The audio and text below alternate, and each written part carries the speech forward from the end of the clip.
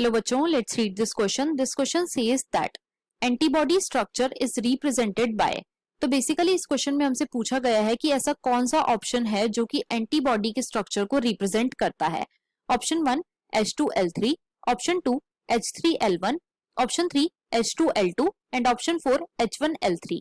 अब अगर इस क्वेश्चन के मैं की कॉन्सेप्ट की बात करूं तो इस क्वेश्चन का जो की कॉन्सेप्ट है वो है antibodies. Let me right it over here. It is antibodies. अब बच्चों देखो, होता क्या है कि जब भी हमारी बॉडी के अंदर कोई एंटीजन आता है, और एंटीजन क्या है? This is the foreign particle. Foreign particle या फिर हम इसे कोई भी फॉरेन सब्सटेंस बोल सकते हैं. तो इस एंटीजन के अगेंस्ट जो हमारा इम्यून सिस्टम होता है, इम्यून सिस्टम, ये स्टिम्युलेट हो जाता है या फिर हम बोल सकते हैं कि ये एक्टिवेट हो जाता है. और इम्यून सिस्टम के एक्टिवेट होने से क्या होता है? एंटीबॉडीज का प्रोडक्शन होता है. एंटीबॉडीज का प्रोडक्शन होता है, राइट. अब ये जो एंटीबॉडीज होती हैं बच्चों, ये मेनली प्रोटीनेशियस होती हैं इन नेचर.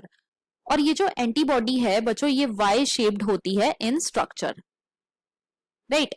अब ये जो एंटीबॉडी होती है बच्चों, इसके अंदर दो हैवी चेन प्रेजेंट होती हैं. देयर आर 2 हैवी चेन्स और 2 लाइट चेन होती हैं.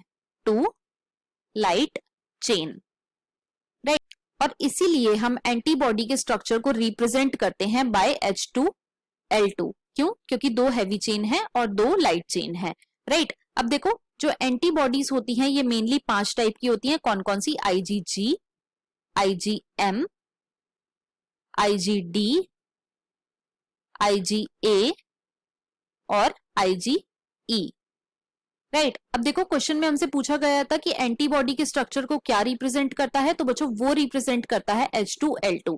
अब हम अपने ऑप्शंस को चेक कर लेते हैं. ऑप्शन 1 में हमें गिवन है H2L3. ये इनकरेक्ट है. क्यों? क्योंकि 2 हैवी चेन्स होती हैं और 2 ही लाइट चेन होती हैं. ऑप्शन 2 में हमें गिवन है H3L1, तो ये भी इनकरेक्ट हो जाएगा. ऑप्शन 3 में हमें गिवन है H2L2, ये बिल्कुल करेक्ट है.